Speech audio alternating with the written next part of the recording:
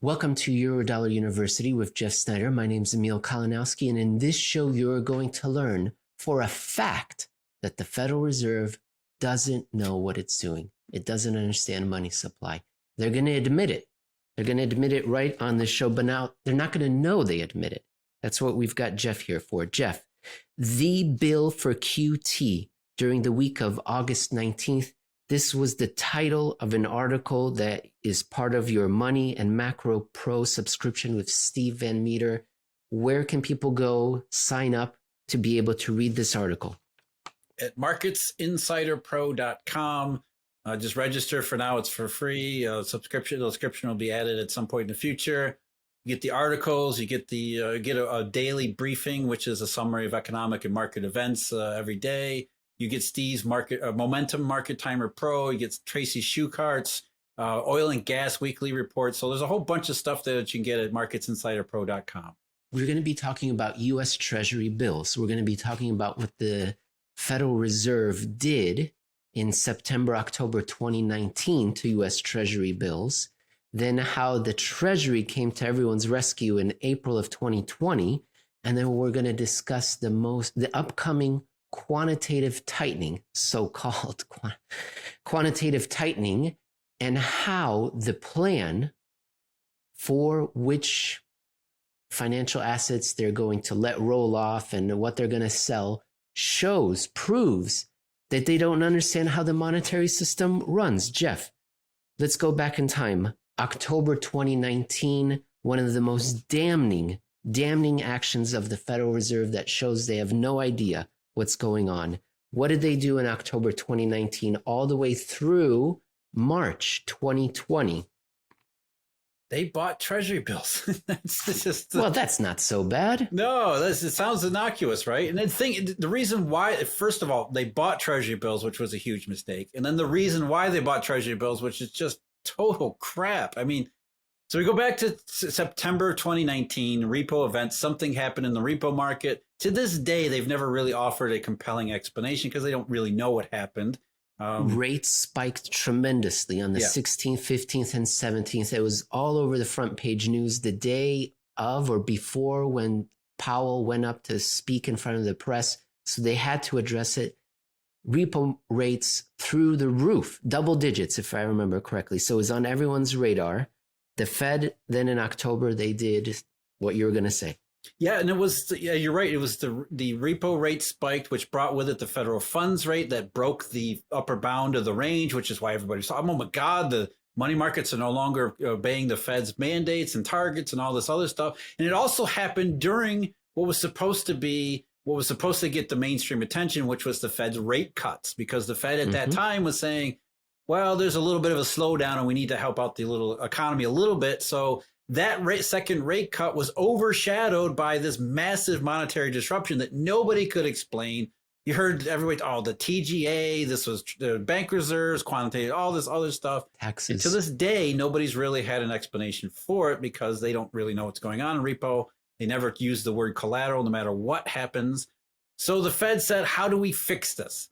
And by fix this, I don't mean how do they fix the repo market, is how do they fix people talking about the repo market? We need to get people to stop focusing on the repo market and start focusing back on rate cuts, because rate cuts are psychological stimulus, and it can't be psychological stimulus if everybody's ignoring the rate cuts by focusing on very clear monetary disruption, which is supposed to be what the Fed does. And so the Fed came up with this genius plan to try to thread this needle by, how do we get people to stop talking about repo? Well, first we'll create these repo operations, which are temporary in nature. So that doesn't raise the level of bank reserves except for the operations that take place. Even though those are not repo operations, the vast majority of the public, certainly with the media telling them every day, they're going to believe this is a repo bailout. And that's what we want them to think that we're taking care of. But that's a short-term fix. What's a longer-term solution? Raise the level of bank reserves, because that's what we do. We're the Fed. We raise the level of bank reserves, even though bank reserves really don't matter to anybody out there. So, but we can't raise the level of bank reserves using quantitative easing, because if we use just QE, then the public will get the idea that we're actually worried about the economy. We're really worried about the system, because for years we've told everybody QE is the most potent monetary instrument there is. And if we're using the most potent monetary instrument there is, people are going to think, wow, we must really have a problem if the Fed is resorting to this most powerful, most potent monetary instrument. So the Fed had to raise the level of bank reserves without provoking a response in the public thinking, oh, this is really bad. What they came up with was QE, but specifically targeting something else that QE had never specifically targeted before.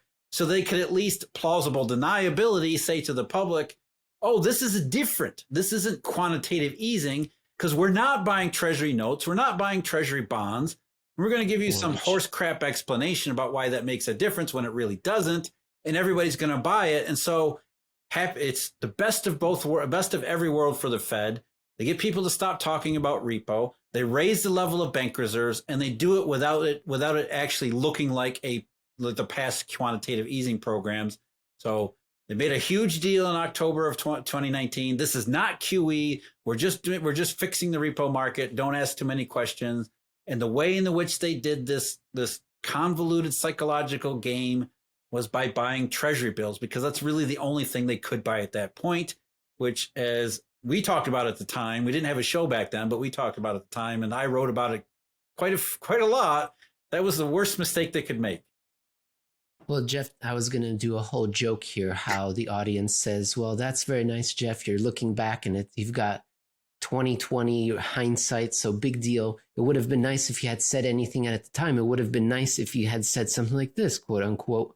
Over here in reality, the Fed will be simultaneously increasing the level of irrelevant bank reserves, removing top-notch T-bill collateral dealers don't want to part with, all while not appearing to stimulate an economy quite badly in need of some kind of actual aid. The real danger is in swapping T-bills for bank reserves. The latter has no place in repo, nor really as a replacement for repo. The former, however, are the best of the best, the most pristine of pristine repo collateral. If you had written something like that, Jeff, then you would have standing right now in front of our audience that you were warning before March 2020 that what the Fed was doing was terrible. Why didn't you write something like this? I think I word did. For word. Oh, that was you? That was that you was exactly? Me. And October 2019? I think that was the very first week of not QE5. So this was October of 2019, and I wrote a couple of times before, even as March 2020 approached and you could see it coming. I think I even wrote a review in the first week of March saying, we're going to regret this not QE in the Fed buying treasury bills. And eventually, I was going to say, eventually the Fed admitted their mistake. They didn't, Jay Powell didn't come on TV and say, I screwed up. There was no academic paper published that said, yeah, this was a huge problem. But we know without fail, without ambiguity, the Fed knows that it screwed up with its treasury bills. We know this on 100% certainty. So the COVID was running rampant.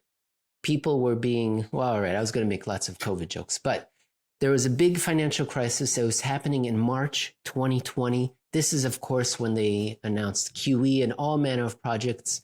So, of course, they would be buying bills, notes, bonds, tips, mortgage-backed securities, agency paper, everything, Jeff, to quote-unquote stimulate, to clean up the mess, right? They're not central bankers. They're grocery store clerks cleaning up the mess in the aisle already. So after the crisis had happened, that's what they were going to do. Except, Jeff, to your point, they did all of that except for bills. Yeah. They made sure. It was the exact opposite of October 2019, right? So in 2019, they said, we're only going to buy bills because we wanted to make it not look like QE. But then in the last week of March 2020, as you said, Emil, with this massive QE that's announced, which means they have to buy anything and everything. Why were they buying corporate tips bonds? And MBS? Because they got to buy something. And so to raise the level of bank reserves, you need assets to purchase. And the one asset they did not purchase were treasury bills. So at the worst of and it was even worse than all that because they had tried a number of things throughout that crisis. Right from the end of February, we had rate cuts. We had repo operations that became uncapped. None of it worked. I remember vividly Sunday night, March 15th, in the middle of that crisis, they announced this massive QE expansion. and the markets immediately were bought, and then stock markets immediately went up and then plunged the next day. Nothing had worked. Nothing had, the Fed had tried all of this stuff. Finally, they get to the last week of March with this menu of, we need to buy all of these things because we got to buy a lot of stuff. They stopped buying. They picked that moment to stop purchasing Treasury bills. And that's about as much of an explicit admission, confession of guilt as you'll ever see. When they had to buy everything, the one thing they didn't buy happened to be Treasury bills. And Jeff, don't forget, they were buying everything that they had not previously bought. Remember, corporate bonds, yes, right? They were offering to repo U.S. Treasury securities to anybody, not just the foreign swaps, dollar swaps with the banks and Team West that they approve of. They were now saying any central bank, everybody can come in and do it. So everything was now on the table, everything except this one item. It was remarkable. Okay, so here we are. Everything's improved. The world is looking great. Quantitative tightening. And that's what's happening right now. And there's a quantitative tightening plan, and they've announced what it is, and it's going to be $60 billion per month, right, Jeff? It will be, yes. Yes, it's 30 billion currently. Starting in September, it's going to move up to 60. Okay, quote, for Treasury securities, the cap will initially be set at 30 billion per month, and after 3 months will increase to 60 billion per month. The decline in holdings of Treasury securities under this monthly cap will include Treasury coupon securities and coupons of notes and bonds, right? Those are the things that offer coupons. And to the extent that coupon maturities are less than the monthly cap, Treasury bills. So Treasury bills are an afterthought. Jeff, what are they saying here? Tell the audience. Well, okay, so if QE is actually QT, so if quantitative easing is actually tightening because it removes collateral, then the idea is, well, maybe QT is QE. Because if QT is actually putting collateral back in the system, or the Fed not buying as much collateral, maybe it'll actually have a helpful effect. And the reason I actually wrote this article and went through this is because Steve Van Meter and I were talking about, hey, let's talk about this QT. Let's talk about what's going on. We know Treasury bills are in really short supply. There was a run on Treasury bills, in fact, in the middle of June, coincident to all those financial fireworks. So will QT actually help? And he said, he heard out there in the hinterlands of Twitter and social media that the Fed is going to be running off a lot of Treasury bills because they don't have enough maturities and in the coupons and the notes and bonds. And so he said, hey, would you take a look and see what it looks like? So I put together the schedule for Steve Van Meter, because again, if QE is actually QT, then maybe QT is actually QE. And in terms of Treasury bills, which are really where the problem lies, QT isn't actually going to run off all that many Treasury bills. So you can look this up on Federal Reserve Bank of New York's website. They have a listing of all their SOMA securities. You can sort them out by when they're maturing. You can see exactly what the schedule is going to be, or at least have an idea of what the schedule is going to be in advance. And what you see is that starting in September, they're right. They're not going to have enough coupons that are going to mature, so they're going to actually have to allow some of the bills to mature too, which means that they're allowing the bills that are going to mature to roll off, and then not reinvesting the proceeds and buying more bills. So that's what the Fed has been doing ever since the end of March of 2020, is that they've been reinvesting and keeping the level of Treasury bills in their portfolio at exactly, I think it's $326 billion. $44 million for all those weeks since the end of March of 2020, which means in the month of September, the Fed is going to buy or reinvest about 16 billion fewer bills, as well as in the month of October, about the same. So about 32 billion. The Fed's going to buy less at auction than it had before, which means over the next couple months, there's going to be about 32 billion more left for the private market that the Fed is not going to take out of it. But then after that, there's really minimal runoff in the bill part of the SOMA portfolio, because there's lots of notes and bonds coming due over those months ahead. And that's my contention, that this is proof that they don't know what they're doing. If they knew what they were doing, they would prioritize bills. Yes. Am I wrong, Jeff? I would agree with you. And that's the other thing, is that, the Treasury Department too has been, they don't know Well, what's it's going not their on fault, either, because right? they've been Yeah. up until Well, I up guess, until the I middle don't of know. July, Treasury has been cutting back on Treasury bills because the Treasury Department's focus is on maintaining and managing the deficit. They don't have a monetary mandate or monetary understanding. I mean, this is Janet Yellen's department after all. Not that it was any That's a different good under joke. Mnuchin or anybody else beforehand, but still. The Treasury has no monetary mandate, so they're not looking at Treasury bills as useful currency. They're looking at them as instruments to finance the debt. So as the debt deficits have come down, they do what the Treasury deficit manual says, which is issue less bills. Now they've issued more since the middle of July because they've heard from the market that these bills are incredibly popular. And the prices reflect the fact that they're incredibly popular. In fact, they're converting a cash management bill, which is a temporary issue, or at least it has been a temporary issue over the last couple of years, into a new 4-month benchmark Treasury bill because Treasury bills are so popular. So they recognize that there's market demand for these things, and they're allowing. They've increased the issuance of them over the last month and a half or month or so, but still the prices of bills reflect an oversupply, an excessive amount of demand for collateral. And it's just, Jeff, that right now we're on the tip of recession. We're in a slowdown where something may come along and push us off into a crisis, perhaps. This is the time when they should be disgorging those collateral assets right now, the Treasury bills, but they have no idea about it. It's just distressing. Well, during globally synchronized growth or reflation, okay, I guess, but now is when we need them. And they're not. They don't care. They don't even know. They're just falling ass backwards into, well, the math says we got to sell some more stuff. All right, well, what's this? Let's sell that. There we go. That's the thing. They're a bureaucracy and they follow a certain set of rules. So it's not that they're not aware of collateral insufficiency or that there's a problem in the repo markets. It's that's not in their bureaucratic manual. This is not how you run their version of a central bank. So they've prioritized this psychological manipulation through bank reserves instead of doing something technically useful inside the plumbing, so to speak.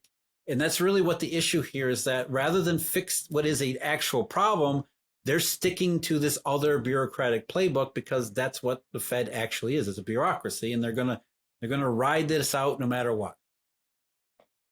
Wonderful. Super. Great. Exactly. Okay. All right. I'll talk to you again next week. Okay, Emil, just before we go, we need to thank our members and to let people know that there's exclusive content available on our website, eurodollar.university. We're talking about QE, why it can't ever work, what's really going on there, bank balance sheet construction, collateral, all this other stuff. I do a Q&A. Emil, we do a Q&A every once in a while. Every week we're trying to do them because there's lots of questions. So members have the ability to submit questions. We'll answer them as much as we can, as best as we possibly can. There's all sorts of exclusive content there on the members site at eurodollar.university. So check us out there. And for all the members who have signed up, there's 300 of you now, which is huge, huge, huge. Thank you to everybody for helping us with the show, with the membership, with all this, the Eurodollar stuff that we do. So eurodollar.university, check out the members. And for members, we've got more content. We're about to record another QE study. So look forward to that too.